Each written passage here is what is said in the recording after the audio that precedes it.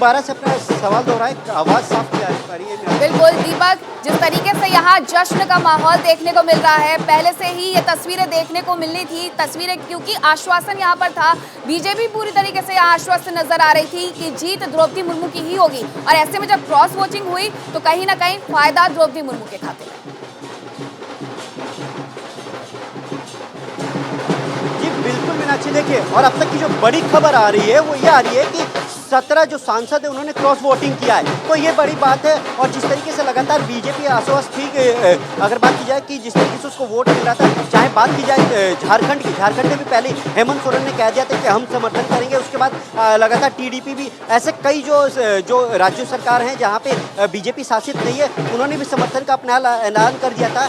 ये कंफर्म था कि हाँ देखिए, देश के नए जो राष्ट्रपति होंगे वो द्रौपदी मुर्मू होंगी, पर लगातार बीजेपी आश्वस्त थी और इसी को लेकर तैयारियां पहले से जोर शोर से तैयारियां यहाँ पे चल रही थी। और जिस तरीके से देखिए अभी जो लगातार खबरें आ रही है वोटिंग को लेकर कि 17 सांसदों ने क्रॉस वोटिंग किया है, तो इसका मतलब जाहिर सी बात है कि इसका मतलब सीधे फायदा जो होता है वो बीजेपी को पहुंचेगा। लगातार जिस तरीके से देखिए कई ऐसे राज्य हैं जहाँ पे जो विधायक हैं उन्होंने भी क्रॉस वोटिंग की है, तो इसका फायदा जाहिर सी बात है मिला है। और देखिए बड़ी खबर ये भी है कि देखिए जिस तरीके से लगातार अगर बात की जाए तो देखिए जब उपराष्ट्रपति का दीपक, ऐसे में ध्यान देने वाली बात यह भी है जहां विपक्ष एक तरफ एकजुटता की बात करता है, लेकिन पूरी तरीके से बिखराव की स्थिति देखने को मिली।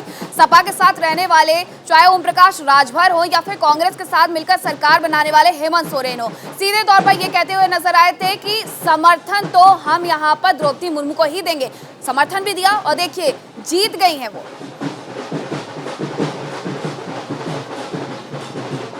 जी बिल्कुल, इसमें कोई दो राय नहीं है। अगर बात की जाए तो जिस तरीके से हेमंत सोरेन, अगर बात की जाए तो विपक्ष में है और जिस तरीके से वो कांग्रेस के साथ सरकार में है, और उसके बाद उन्होंने कहा कि नहीं हम द्रौपदी मुर्मू का समर्थन करेंगे, तो इसको ले भी हालांकि देखिए उससे पहले भी वो गृह मंत्री से मिले थे और गृह मंत्री को आश्वासन दिया था कि हम सपोर्ट करेंगे। उसके बाद वो प्रधानमंत्री से मिलते हैं, तो इसका मतलब बिल्कुल साफ था कि बीजेपी, और क्योंकि द्रौपदी मुर्मू देखिए द्रौपदी मुर्मू लगातार अलग अलग राज्यों में जा रही थी, अपना प्रचार कर रही थी, पर हाँ बीजेपी आश्वस्त थी कि द्रौपदी मुर्मू देश की नई राष्ट्रपति होंगी, इसमें कोई बुराई नहीं था। देखिए जिस तरीके से लगातार जो अपडेटेड आ रही है, अगर बात की जाए पार्लियामेंट से कि किसी ने कौन से राज्य जहाँ क्रॉस वोटिंग की है, तो देखिए जब ये पूरा आंकड़ा आएगा ये भी देखने वाली बड़ी बात होगी कि और कौन से राज्य हैं जहाँ पर विधायकों ने क्रॉस वोटिंग की है। यानी कि अगर क्रॉस वोटिंग करती है विधायक तो उसका फायदा जाहिर सी बात है कि सीधा बीजेपी को मिलेगा। और जिस तरीके से विपक्ष का अगर बात एनडीए की बात की जाए तो एनडीए के उम्मीदवार द्रौपदी मुर्मू थी, किसी को नहीं पता था कि एक आदिवासी, पहली महिला आदिवासी होंगी जो देश की राष्ट्रपति होगी, जो स्वच्छ जो पद पे बैठेगी, उसको लेकर भी जिस तरीके से लगातार जब नाम आया तो किसी ने नहीं सोचा था कि ऐसा होगा। हाँ, हालांकि न्यूज़ इंडिया ने पहली खबर चला दिया था कि देश की एनडीए की बात की जाए तो एनडीए की तरफ से या बीजेपी की तरफ से द्रौपदी मुर्मू का नाम आगे किया जाएगा। बिल्कुल दीपक, तो यहाँ पर आप तस्वीरें वो भी दर्शक देखना चाहेंगे जब प्रधानमंत्री नरेंद्र मोदी पहुंचेंगे और द्रौपदी मुर्मू को जीत की बधाई देंगे, और कितना इंतजार। जी देखिए लगभग अगर बात की जाए तो अब से 15 से 20 मिनट में अगर बात की जा रही है, क्योंकि देखिए बात की जाती है पीएम की सुरक्षा की, तो पीएम की सुरक्षा के जो एसपी जो जवान हैं वो पहुंच चुके हैं। बस अब थोड़ी देर में अगर बात की जाए तो 10 से 15 मिनट का टाइम कहा जा रहा है कि प्रधानमंत्री यहाँ पहुँचेंगे। उसके बाद ही देखिए भव्य जश्न हो रहा है और प्रधानमंत्री का बस इंतजार हो रहा है। देखिए अगर मैं कहूँ अपने कैमरामैन से कि देखिए इसी रास्ते से वो आएंगे, और ये मैं आपको दिखा रहा हूँ कि अपने कैमरामैन से कहूँगा कि दिखाएं, वो यहाँ रेड कारपेट बिछाया गया है और इसी रेड कारपेट से वो सीधा इस मंच पर आएंगी। और देखिए जहाँ लिखा है अभिनंदन नवनिर्वाचित माननीय राष्ट्रपति श्रीमती द्रौपदी मुर्मू, इसी मंच पे वो आएंगी और प्रधानमंत्री नरेंद्र मोदी भी उनके साथ रहेंगे।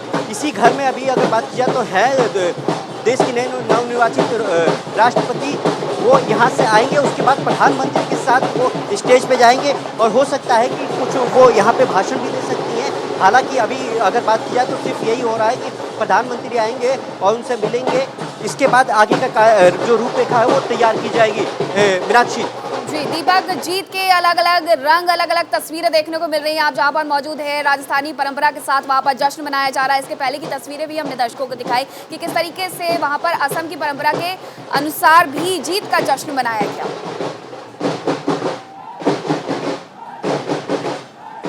बिल्कुल, देखिए अगर मैं आपको थोड़ा सा हट के दिखाऊंगा कि देखिए ये आसाम का नृत्य है। मैं अपने कैमरे से कहूँगा थोड़ा सा दूर है पर जूम करके इसको दिखाया जाए कि ये आसाम का नृत्य है जिसको यहाँ पे किया गया है। और देखिए अलग अलग राज्यों में अलग अलग तैयारियाँ की गई हैं।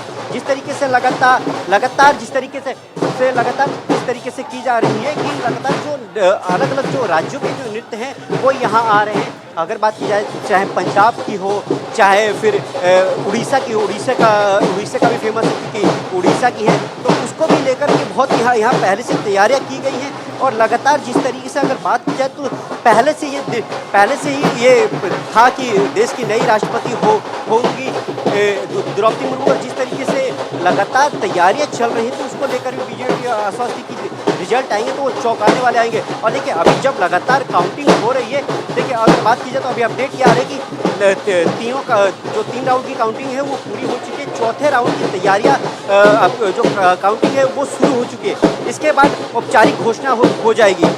हालांकि देखिए अगर बात की जाए तो नतीजे आने में थोड़ा देर हो सकता है, बस इंतजार नतीजों का है।